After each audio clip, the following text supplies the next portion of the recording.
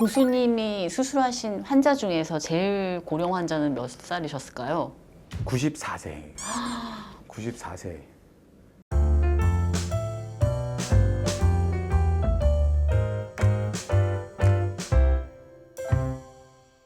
백세 시대라고 하잖아요. 그래서 실제 장수하시는 분도 주변에 많이 계신데 80세 넘어서도 처음 인공관절 수술 받으시거나 아니면 또는 재수술도 가능한가요? 나이 자체는 사실 되게 중요한 요소긴 하지만 가장 중요한 것은 나이는 아닌 것 같습니다. 네. 심폐 기능이 어느 정도 괜찮아서 내가 활동을 잘 하고 있는 상태였고, 그렇다면 수술은 80세가 넘었어도 이 무릎이 문제가 돼서 내가 아파서 못 걷고 하고 싶은 일을 못 한다 그러면 그건 수술을 적극적으로 하는 게 맞고, 재수술 또한 처음 수술보다는 어렵다고 해도 실제적인 수술 시간이 2시간이 넘어가는 경우가 많지가 않기 때문에 최근에 수술하고 나서 피가 많이 나고 이런 거에 대해서 많은 기법들이 좋아지면서 수술 후 출혈량도 많이 줄었기 때문에 80세가 넘어서 수술을 받는 것에 대해서 너무 두려워하실 필요는 없습니다. 수술 시간 자체도 예전에는 2시간 이렇게 걸렸다면 지금은 거의 1시간 이내에 다 수술이 끝나기 때문에 인공관절 수술이 오랫동안 지속되어 오면서 많이 발전이 되었습니다. 그래서 너무 겁내실 필요는 없는데, 다만 말씀드리고 싶은 거는 80세가 넘으면 회복 능력이 떨어지니까, 만약에 이게 70대신데 이게 아픈데도 너무 참고 버티시기보다는 수술을 해야 될 정도면 그냥 좀 더 젊고 건강할 때 하는 것도 바람직하다고 요즘에는 생각합니다. 80세 넘어도 아무 문제 없습니다. 교수님이 수술하신 환자 중에서 제일 고령 환자는 몇 살이셨을까요? 94세. 94세로 기억합니다. 근데 그 말씀드린 94세가 활동을 못하고 그런 94세가 아니라 정말로 신체 능력은 거의 80대 초반밖에 안 되는, 너무 정정하시고 잘 돌아다니시고 하고 싶은 걸 다 하시는데 최근에 무릎이 너무 아파져서 내가 하고 싶은 것도 못하고 교회도 매일매일 가야 되는데 못 간다. 그러면 그런 환자분은 수술을 받아서 자기가 가고 싶은 교회를 매일 가게 하고, 이게 아주 그 환자분한테는 중요한 거니까. 그분 첫 수술이셨을까요? 재수술이셨을까요? 첫 수술. 와. 그러니까 그분은 이미 건강하신 관리를 분이네요. 너무 잘하신 분이죠. 네. 그래서 나이가 딱 다 중요한 잣대는 아니라고 말씀드린 게, 네. 다른 분들은 그런 수술을 50대에도 받고 60대, 최근은 한 70대가 평균인 것 같은데 그거를 90대에 받으셨으니까. 퇴행성 관절염이라는 질환명 자체에 이미 노화라는 이야기가 숨어 있지만 이 밖에도 다양한 원인으로 생길 수 있잖아요. 어떤 게 있을까요? 성별도 되게 중요합니다. 여자라는 성별이 이런 퇴행성 관절염의 아주 큰 위험 인자 중에 하나입니다. 그것은 남자랑 다르게 여자는 호르몬의 변화가 가장 큰 영향을 미치는 것으로 되어 있기 때문에 여자라는 성별 자체가 관절염에 아주 큰 영향을 미치고, 그다음에 잘 아시겠지만 비만이 되게 되면 무릎 관절에 우리가 활동을 할 때 하중이 많이 증가가 되니까 관절염을 악화시킬 수밖에 없습니다. 그래서 이 세 가지, 나이, 성별, 비만. 나이랑 성별은 바꿀 수 없으니까 네, 비만 관리를 하는 게 관절염에 있어서는 매우 중요합니다. 또 관절염 하면 궁금한 게 관절염에 좋다는 식품 광고를 그렇게도 많이 하잖아요. 네, 맞습니다. 도움이 될까요? 가장 많이 물어보시는 게 요즘에는 초록홍합인 것 같습니다.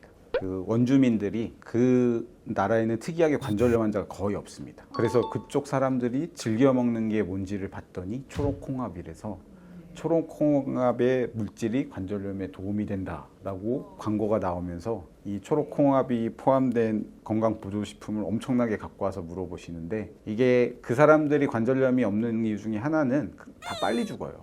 네, 평균 연령이 50대입니다. 평균 수명이 50대. 낮군요. 예.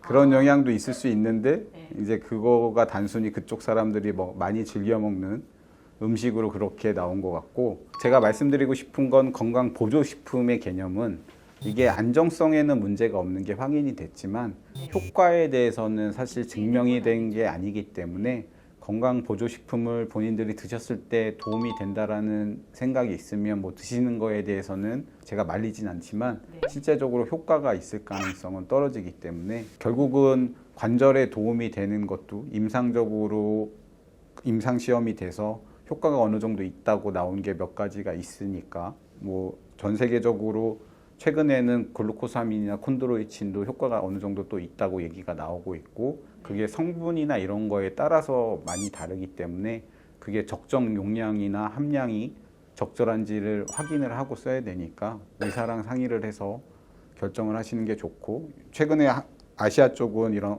허발, 메디슨이 또 많이 효과가 있다고 임상 연구가 돼서 최근에 나온 게 있으니까 이게 실제적으로 장기간 썼을 때 본인들한테 도움이 되시는 분들이 있습니다. 그러니까 그거는 모든 환자한테 똑같이 적용이 된다기보다는 지금의 치료가 운동하고 이런 걸로 관리가 되시는 상태라면 장기간 복용을 하는 게 도움이 될 수 있지만 그런 상태가 아니라면 이런 약은 도움이 안 될 가능성이 높으니까 의사랑 상의를 꼭 해보시고 사용 여부는 결정하시는 게 좋겠습니다.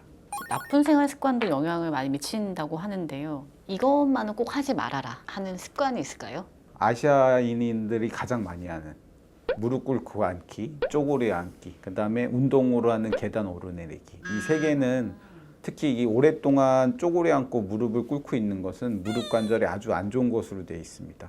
네. 그거는 전 세계적으로 이미 다 증명이 돼 있어서 아시아인들이 관절염이 생겨도 더 많이 생기고 더 심하게 생기는 이유 중에 하나가 이런 무릎 꿇기랑 쪼그려 앉기라고 얘기가 되고 있기 때문에 그런 활동은 되도록이면 이제는 줄이는 것이 맞습니다. 그래서 과거에는 아버지가 얘기할 때 무릎 꿇고 앉고 그렇게 있었지만 요즘에 그런 문화는 없어지지 않았습니까? 그래서 앞으로는 저희도 뭐 무릎 건강을 위해서는 좌식 생활 위주로 삶을 바꾸는 것이 필요할 것 같습니다. 그렇다면 관절염에 도움이 되는 생활 습관도 있을 것 같은데요. 가장 도움이 되는 건 꾸준한 운동이 가장 도움이 되고 실제적으로 그 꾸준한 운동도 평지 위주로 걷기 운동이 가장 도움이 많이 됩니다. 아까 비만이 가장 큰 위험 인자 중에 하나고 저희가 조절할 수 있는 것이라고 얘기했는데 꾸준한 유산소 운동 중에 무릎에 부담이 안 가면서 할 수 있는 것이 평지 걷기 운동이고 이 평지 걷기 운동은 주변에서 실제적으로 편하게 할 수 있고 한 번 할 때 한 30분 정도 이상 해주시면 이게 뭐 일주일에 3회 정도 이상 해줘서 자기 체중의 4%에서 5% 정도 감량이 되면 무릎의 부하가